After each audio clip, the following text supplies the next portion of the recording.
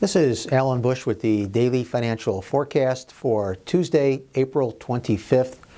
Stock index futures putting in a very good performance today, with the NASDAQ now advancing to a new record high.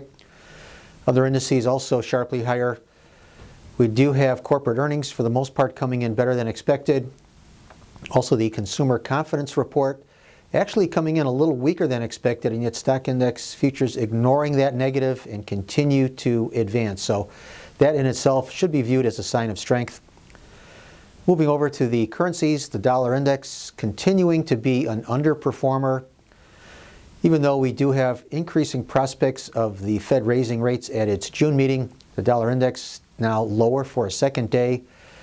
So this has been a pattern for the dollar, very much underperforming the news, which has to be viewed as a sign of weakness. But the Canadian dollar now moving to a 14-month low. This after the Trump administration indicating that it is planning to impose a 20% tariff on imports of Canadian softwood.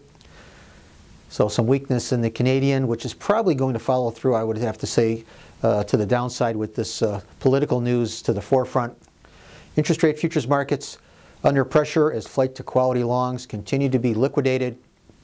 We do feel that ultimately higher inflation and a stronger global economy will pressure the interest rate futures markets longer term.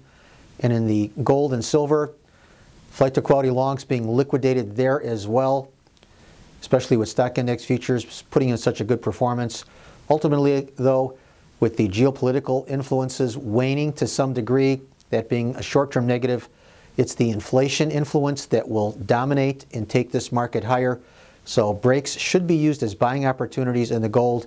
Even though gold not looking that good today, I think weakness should be used as a buying opportunity for the precious metals, especially the gold futures. So good trading, everyone. And once again, remember, these are my opinions alone and are not the opinions of ADMIS or Archer Daniels Midland.